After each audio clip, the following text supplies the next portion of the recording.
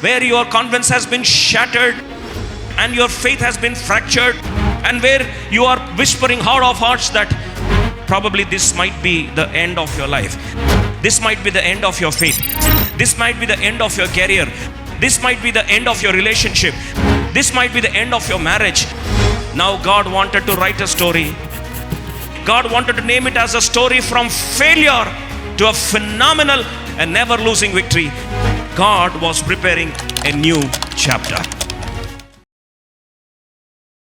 We have a lot of faith on the promises of God, but our only problem is we are wrestling with His timing.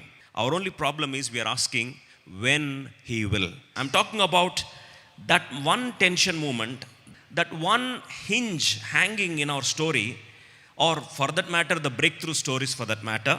Yes, most people shout about the miracle, but they don't talk about the moment that has brought forth the miracle. There was a mighty man of valor. In fact, he was not only a man, who didn't just win battles, but he rewrote battle stories. When rivers stood in the way, they didn't argue with him, they simply opened at his command. And when walls challenged his future, when hindrances were mocking at him, he said they didn't negotiate with him, but they simply collapsed at his worship. And this man didn't chase the momentum, but the momentum chased him. This man didn't chase the victory, but victories were chasing this man. And the self-confidence was the biggest weak point of this man. And as he came to this place called some of his advisors said, "Sir, this is so small. It doesn't demand the entire warfare. It doesn't demand the entire army. It is so small, we can ignore the prayers. It is so small, we can ignore faith. This isn't worth the full force of our army." The entire population was only 12,000, a small one. As he comes to this place called and they relaxed the will of God, and they trusted experience over depending on the Lord. Suddenly, as they went to wage war against this small city of these hunters became hunted, and these hunters became haunted, and the confidence became confused. It so happened that blood spilled, lives were lost, and men who went to war didn't come back home. That 36 of the army men who went to wage the war never returned home. And now this man who is called Joshua, verse 6, that Joshua rent his clothes, fell to the earth upon his face before the ark of the Lord until the evening, he and the elders of Israel, and put dust upon their heads. Now this was a time where hearts were melted, and finally the whisper of everyone's mouth was only one statement, that all of them said, "This is the end. This is the end." I don't know, dear brother and sister, probably you're going through the same situation like this, where your confidence has been shattered and your faith has been fractured, and where you are whispering heart of hearts that probably this might be the end of your life. This might be the end of your faith. This might be the end of your career. This might be the end of your relationship. This might be the end of your marriage.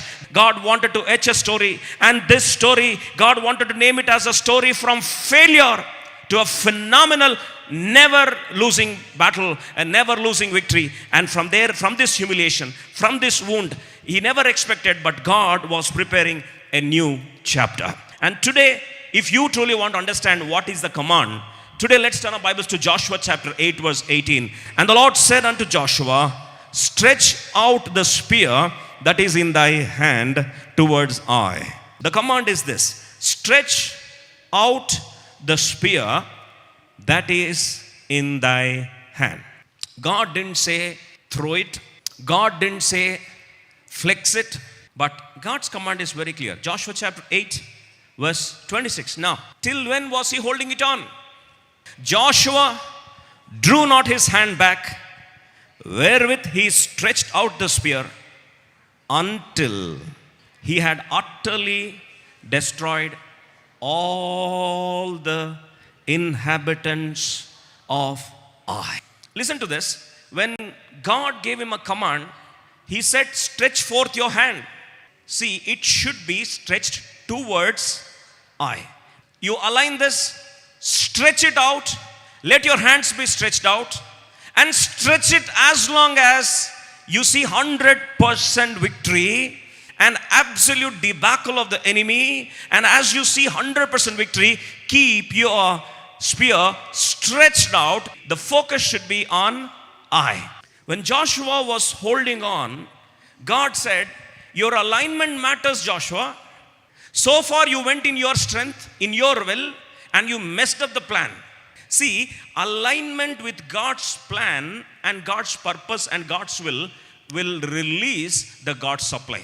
Matthew chapter 6 verse 10. Thy kingdom come, thy will be done in earth as it is in heaven. God's provision for your life is already established in heaven. Now, why aren't we able to see the supply? The problem is this. When God's will is already established in heaven, when you are not aligning with the will of God, let it be your career, you're waiting for your marriage, you're waiting for your breakthrough, waiting for your resource, whatever may be, the supply of God. When you are not aligning with the will of God, you can never see the supply that heaven meant for you. If you do His will, He will pay our bill. The meaning of this is, when you align yourself with the will of God unto the heaven's will, heaven's supply is ready and it is unlocked simply when you align yourself with the will of God. To understand this, God took Abraham to Mount Moriah. Later on, the Mount Moriah was called Jehovah Jireh. Now, Jehovah Jireh means my God will take care. My God shall provide. God has already kept the ram ready on Mount Moriah. Align yourself with the will of God, then automatically the supply is already waiting for you. Your ram is already there. The only problem is you have to align with His will. And that is a challenge for many of us. Children of God, today we are going through a shortage of supply. The problem is only one word. It is alignment issue. And when Abraham aligned with the will of God, God said, Abraham, wait. Now I want you to see that I am not only God who called you, but I am also God who provides for you. You need to see me as Jehovah Jireh, God who provides. Yes, take the life of Elijah. Elijah, whole world was going through famine. But God said, come on, get up, go to Kerith. He went to Brook Sherith. God provided him in the famine. And a day came, God said, come on, get up. Lord, it is so comfortable here. Sherith is taking care of me. Yes, a day came where the brook Sherith dried up. And then God said, get up, now align with my will. What is your will? Go to a city called Zarephath. Oh my God, there is as if there is no supply here. Should I go to Zarephath?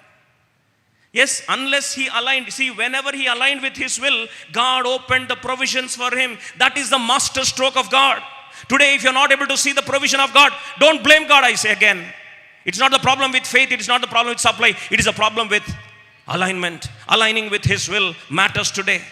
Lord, I remember, yes, my shortcuts I remember, my confidence I remember, my shame I remember. And now when he truly came to the place of dust, in fact, his tears touched the ground and his face touched the dust. And he remembered lying before the ark, thinking, Lord, I have failed my people and I have dishonored God. And that's when he was crying, as he was crying, and said, Lord, give me a second chance. Lord, my problem is not that I am put to shame. I don't care about my name, but my only problem is your honor. Your honor is your honor is at stake. Your reputation is at stake. Your glory is at stake. Lord, it is not my glory that I want. I am looking about your glory. What would people talk about this? Lord, how would I answer them? How would I answer people when they said, Lord, your God brought you all the way out, and today God brought you to face such a disastrous defeat before a small army. Lord, my problem is not about me, but my problem is about your honor. My problem is about your name. My problem is about your reputation. My problem is how would I answer people? My problem is how would I explain all these disasters that are happening around my life? How would I say that I am a worshiper of God when truly shame is mocking at me? How would I answer the Lord? How would I answer the people? Lord, if you could answer me this. That's when God said, come on, stretch out your spear, align yourself with the will of God. See, the timing matters in the will of God. The positioning matters in the will of God. Where, how, what, and when, all of this matters in the will of God. And if you truly align with the will of God, God said, this is our victory strategy I will give you. Yes, he aligned with the will of God, and that's when God gave him such a beautiful victory that God kept ambushments, and the same trap that once Joshua fell into, the overconfidence trap, now God set the same trap to the enemy. Enemies thought that when the war strategy were very simple, God said to Joshua, you just pick up 30,000 of your army. Joshua was ready. He picked up 30,000 of his army, and God said, now listen to this. Same mistake that you did. What mistake, Lord? Yes, your mistake is self-confidence. Put the same trap onto the enemy also. Lord, how would I put this? Then God said, listen to this. God's will was this. As he aligned with the will of God, God said, you keep 5,000 of your army men hidden in the ambushments. Let them be hidden behind the stones, behind the mountains, behind the ambushments, behind the bushes. And let the remaining ones act as if they were about to lose the battle. Now, remaining ones went to the war, acted as if they were about to lose the war, and now enemy became so happy. Enemy thought, oh my God, now failure became their track record, that once upon a time the same army ran away, again they got defeated, again they got scared, again fear went around their spine, and so now again they are trying to run away. Now this gave them a superiority confidence. The problem with us is, when a small army is defeating a huge, bigger army, the small army gets a confidence, and this is called fake superiority confidence. What is the confidence? Oh my God, when such a big army is scared of me and running away, probably must be I am very strong. Now, all of the 12,000 of the citizens of Ai, they left their citadel, they left their city, they left their walls, they left their city, and they ran out in trying to pursue the people who are acting as if they are running away.